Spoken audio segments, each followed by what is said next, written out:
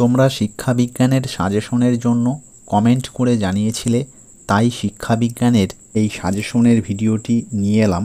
প্রথমেই বলে রাখি, সাজেশনের প্রশ্নগুলো সম্বন্ধে স্বচ্ছ ধারণা অর্জনের জন্য এবং সাজেশন সংক্রান্ত বিভিন্ন তথ্য জানার জন্য ভিডিওটির সম্পূর্ণ আলোচনার অংশ ভালো করে শোনার চেষ্টা করবে। বিএ চতুর্থ সেমিস্টার শিক্ষাবিজ্ঞানের সিসি 1D বা সিসি 2D বা জিই 4 পেপার থেকে 5 নম্বর, 10 নম্বর এবং 2 নম্বরের জন্য খুব গুরুত্বপূর্ণ প্রশ্নগুলো এই ভিডিওটি থেকে তোমরা পেয়ে যাবে। বিশ্ববিদ্যালয়ের সিলেবাস অনুযায়ী শিক্ষাবিজ্ঞানের তৃতীয় ও চতুর্থ অধ্যায় থেকে অনেকগুলি প্রশ্ন পরীক্ষায় আসে, তাই এই ভিডিওটিতে তোমরা শিক্ষাবিজ্ঞানের তৃতীয় ও চতুর্থ অধ্যায় থেকে 5 নম্বর এবং 10 নম্বরের জন্য খুব গুরুত্বপূর্ণ প্রশ্ন হিসাবে মোট 6টি প্রশ্ন পাবে। আবার 2 নম্বরের জন্য গুরুত্বপূর্ণ প্রশ্ন হিসাবে মোট 17টি প্রশ্ন পাবে।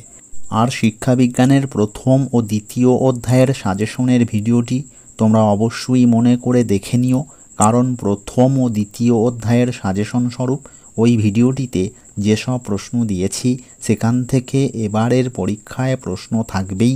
ওই ভিডিওটির লিঙ্ক এই ভিডিওর ডেসক্রিপশন বক্স থেকে তোমরা পেয়ে যাবে। এছাড়াও তোমরা এই চ্যানেলের প্লেলিস্ট অপশন থেকে বিএ ফোর্থ সেমিস্টার সাজেশন 2024 এই ফোল্ডার থেকেও ওই ভিডিওটি সহ অন্যান্য বিষয়ের সাজেশনের ভিডিওগুলো পেয়ে যাবে। তোমরা ভিডিওগুলো দেখে নিতে পারো। শিক্ষাবিজ্ঞানের তৃতীয় অধ্যায় থেকে 5 নম্বরের জন্য গুরুত্বপূর্ণ প্রশ্ন হিসাবে মোট 2টি প্রশ্নকে বাছাই করেছি। প্রথম প্রশ্নটি হলো 1937 সালে ওয়ার্ধা পরিকল্পনায় গৃহীত প্রস্তাবগুলো উল্লেখ করো। দ্বিতীয় প্রশ্ন হলো 1854 সালে উডের ডেসপ্যাচ ভারতে একটি স্বয়ংসম্পূর্ণ শিক্ষা ব্যবস্থার সূচনা করেছিল, ব্যাখ্যা করো। শিক্ষাবিজ্ঞানের তৃতীয় অধ্যায় থেকে 10 নম্বরের জন্য গুরুত্বপূর্ণ প্রশ্ন হিসাবে একটি প্রশ্নকেই বাছাই করেছি। প্রশ্নটি হলো সার্জেন্ট কমিটির রিপোর্ট অনুসারে মাধ্যমিক শিক্ষা অথবা উচ্চ শিক্ষা অথবা প্রাথমিক শিক্ষা সংক্রান্ত সুপারিশগুলি আলোচনা করো। এই প্রশ্নটি পরীক্ষায় অন্য যেভাবে থাকতে পারে সেই প্রশ্নটি হলো সার্জেন্ট পরিকল্পনা সম্পর্কে সংক্ষেপে আলোচনা করো। শিক্ষাবিজ্ঞানের এই অধ্যায় থেকে 2 নম্বরের জন্য গুরুত্বপূর্ণ প্রশ্ন হিসাবে মোট 7টি প্রশ্নকে বাছাই করেছি। প্রশ্নগুলো বলে দিচ্ছি। প্রথম বা 1 নম্বর প্রশ্ন, স্যাডলার কমিশনের অপর নাম কি?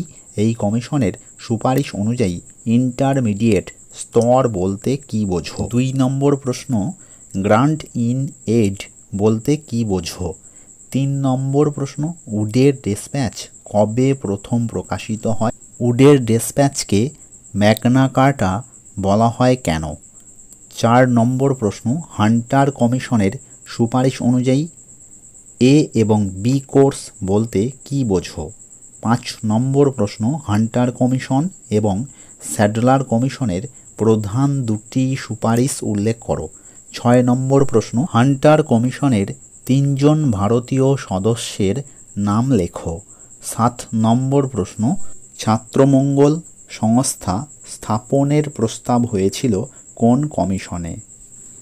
এবার দেখে নাও শিক্ষাবিজ্ঞানের চতুর্থ অধ্যায় থেকে গুরুত্বপূর্ণ প্রশ্নগুলো।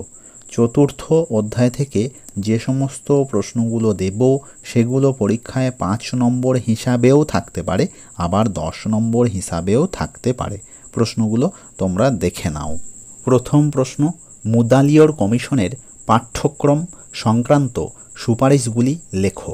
এর সাথে আরেকটি প্রশ্ন আছে, বৃত্তি শিক্ষা সম্পর্কে এই কমিশনের মত কী ছিল?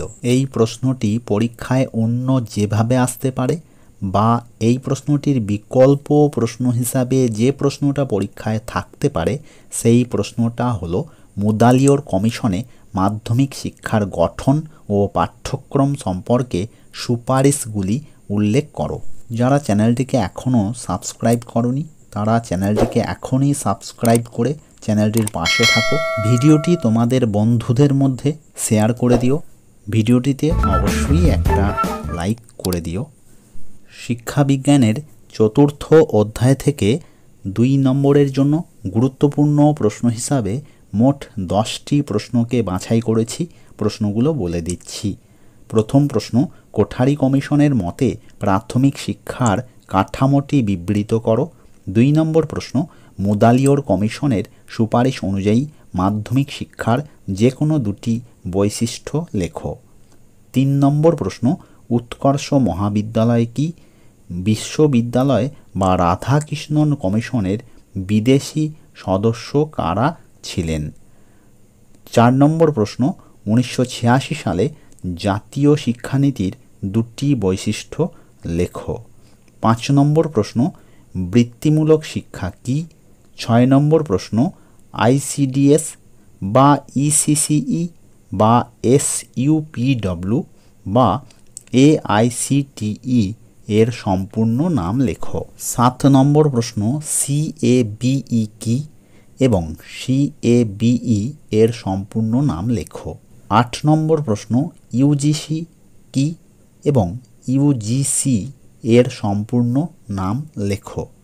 9 নম্বর প্রশ্ন, কিউমুলেটিভ রেকর্ড কার্ড কি? 10 নম্বর প্রশ্ন, বিশ্ববিদ্যালয় শিক্ষা কমিশন গ্রামীণ শিক্ষাক্ষেত্রে কোন কোন স্তরের উল্লেখ করেছে?